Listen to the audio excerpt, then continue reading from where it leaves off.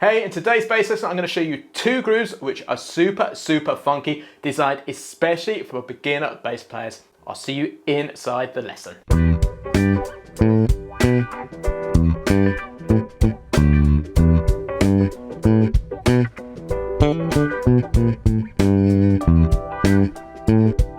Hey, it's James here from eBassGuitar and welcome to the second part of our series, Simple, Easy, Funky Grooves for Beginner Bass Players. Today we're going to look at two grooves in the key of E minor which are inspired by bands like Kool and the Gang and the Commodores. Specifically, we're going to be looking at two things. The first thing is how important note length is, so the difference between long and short notes, and also how to use space and rests, because sometimes bass lines can be busy and have a lot of notes, other times they can have a lot of space and a lot more gaps in them. So I'm going to show you that in the lesson. Next thing is there is a completely free PDF which comes with this lesson, which will show you everything we're discussing today written out in standard notation and tab. Click the link in the description below to grab your free copy. So just a quick one before we hit the lesson content. I'd love to know, who is your favorite funk band, or what is your favorite funk bass line? Please let me know in the comments below. So let's jump into the first bass line, which sounds like this.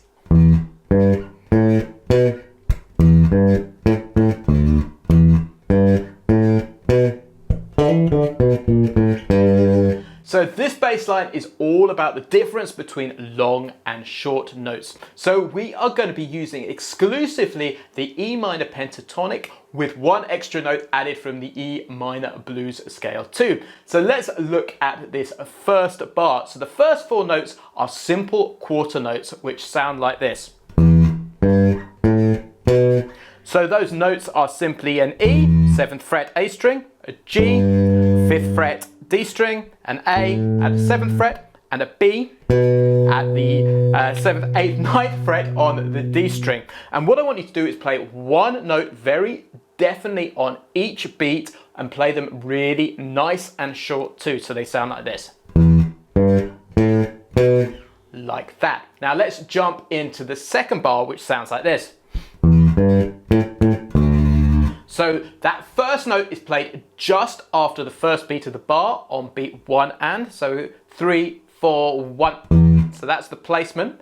And then the next note is played directly, that's the G, which is placed directly on the second beat of the bar.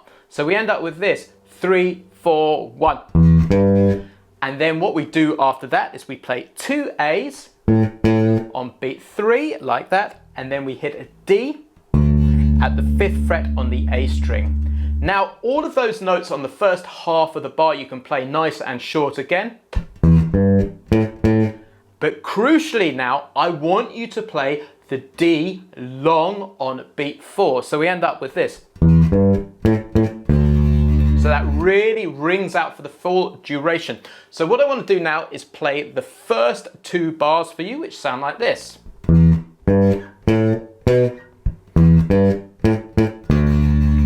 Okay, really nice, simple, funky bass line. Now let's go into the third bar. This bass line follows the ABAC formula, and what that means is bars 1 and bars 3 of this 4-bar bass line are the same. So if you've learned bar 1 correctly, you can instantly play bar 3. So bar 3 sounds like this. So let's look at the fourth and final bar, and this is a little fill which sounds like this. So let's take that apart. So this starts on beat 1 and of the bar, and what I want you to do is hammer on from a D to an E like that. So this is what's called a little grace note. It's like a little snatch. It's very quick but sounds fantastic, like that. And then I just want you to come down the blues scale after that. So the notes of the blues scale are simply a D, then to a B, to a B flat, to an A, to a G like that. And that G will land dead on the 4th beat. Now here's the critical thing. So all of those notes at the beginning, just play them as a nice short funky sort of duration which sounds like this. And then on that 4th beat, play the G to the full length, and you'll have the whole groove. This is all written out in the PDF which comes with the lesson, so make sure you grab that. So let's try this now with the backing track so you can hear it in action.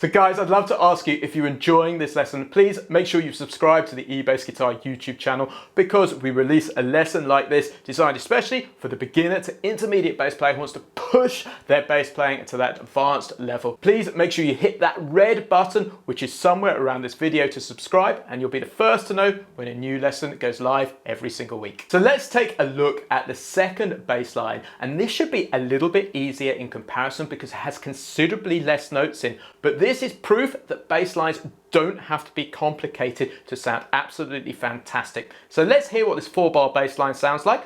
3, 4.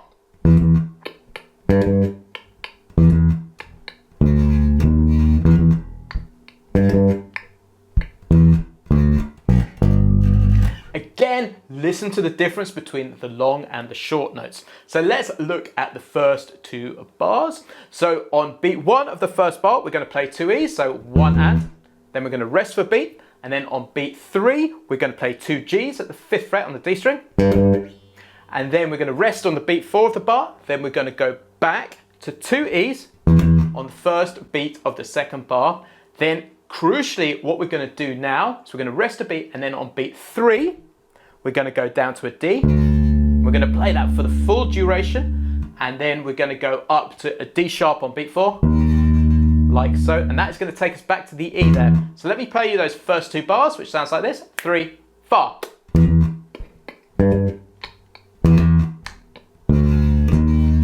And then we hit that again on beat 3, or the third bar rather. Now let's look at the 3rd and 4th bar now, which sounds like this.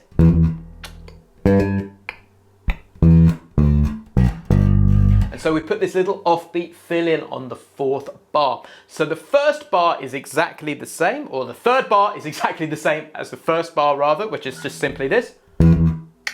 And then we just have this fill which sounds like this. 3, 4, 1. And so on beat 1 and, we play the E. On beat 2 and, we play a D. On beat 3 and, we play a B like that. So it sounds like this. 3, 4, 1 and 2 and 3 and, like that. And then we play a nice long G directly on beat 4 of the last bar. So we end up with this. 3, 4, 1 and 2, like that. And so we have the whole groove now. So let me play it with the backing track so you can hear this in action, and make sure you really appreciate the space between the notes, because this sounds so cool.